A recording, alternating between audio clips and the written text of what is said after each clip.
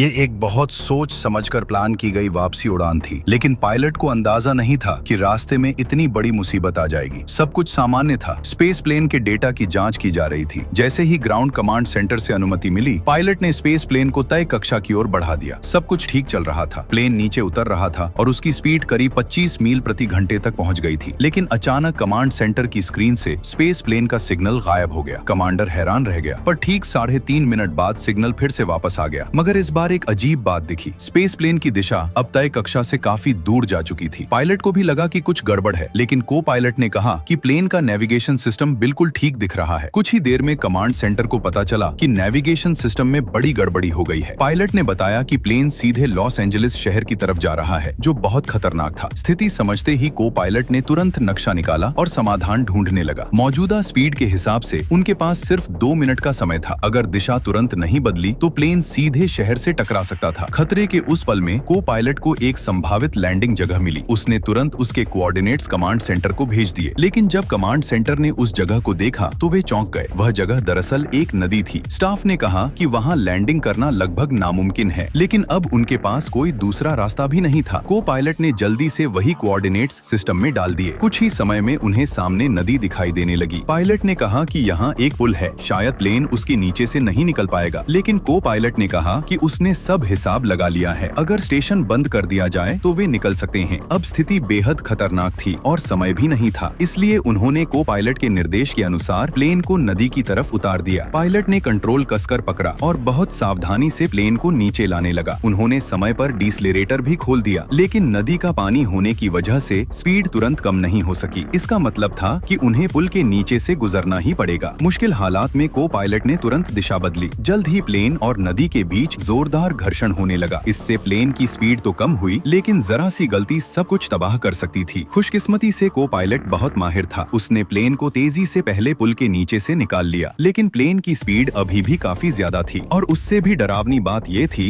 कि आगे कुछ दूरी पर पुल की मरम्मत चल रही थी और वहाँ मजदूर काम कर रहे थे। अगर स्पीड समय पर कम नहीं हुई तो वे लोग बड़ी मुसीबत में पड़ सकते थे। इसलिए को पायलट ने तुरंत नए कोऑर्डिनेट्स डाल दिए और प्लेन के सामने के हिस्से को जमीन से रगड़ने की कोशिश की ताकि स्पीड कम हो सके। लेकिन अचानक पुल से टकराने की वजह से प्लेन का कंट्रोल लगभग छूट गया। उधर मरम्मत कर रहे मजदूरों ने यह नजारा देखा और डर कर तुरंत भागने लगे। फिर भी प्लेन की स्पीड पूरी तरह कम नहीं हुई थी। सामने एक लोहे का बड़ा फ्रेम था और ऐसा लग रहा था कि प्लेन सीधे उससे टकरा जाएगा। बारिश में खड़े सभी लोग यह देखकर सन्न रह गए, लेकिन जो हुआ उसने सबको चौंका दिया। प्लेन उस लोहे के फ्रेम से सिर्फ 20 सेंटीमीटर दूर जाकर रुक गया। हेडफोन पहने एक मजदूर जब मुड़ा और उसने यह दृश्य देखा तो वह डर के मारे सन्न रह गया। अब जाकर प्लेन के अंदर बैठे पायलट और को पायलट ने राहत की सांस ली, लेकिन उन्हें नहीं पता था कि यह अजीब संकट सिर्फ उनके साथ ही नहीं हो रहा था। दुनिया के कई और हिस्सों में भी अजीब घटनाएं हो रही थीं। एक आदमी जिसके शरीर में कृत्रिम दिल लगा था, मीटिंग शुरू करने ही वाला था कि अचानक टेबल पर गिर पड़ा। बाहर भी हालात ऐसे ही थे। जिन लोगों के शरीर में कृत्रिम अंग लगे थे वे अचानक अपनी जान गंवाने लगे। और भी डरावनी बात यह थी कि पृथ्वी के वातावरण में भी अजीब बदलाव आने लगे थे। सूरज की तेज किरणें सीधे पृथ्वी तक पहुंचने लगी। भयानक गर्मी की वजह से समुद्र का पानी भाप बनकर उड़ने लगा। पुल की रेलिंग भी तुरंत पिघल गई। पलक झपकते ही पूरा पुल टूटकर गिर पड़ा और कई गाड़ियां सीधे समुद्र में जा गिरी। आखिर यह सब क्यों हो रहा था? इसी वजह से 5 पॉइंट बिल्डिंग में तुरंत एक आपातकालीन बैठक बुलाई गई। डॉक्टर कैसर ने बताया कि समस्या पृथ्वी के अंदर है। उन्होंने कहा कि पृथ्वी जल्द ही अपना वायुमंडल खो सकती है।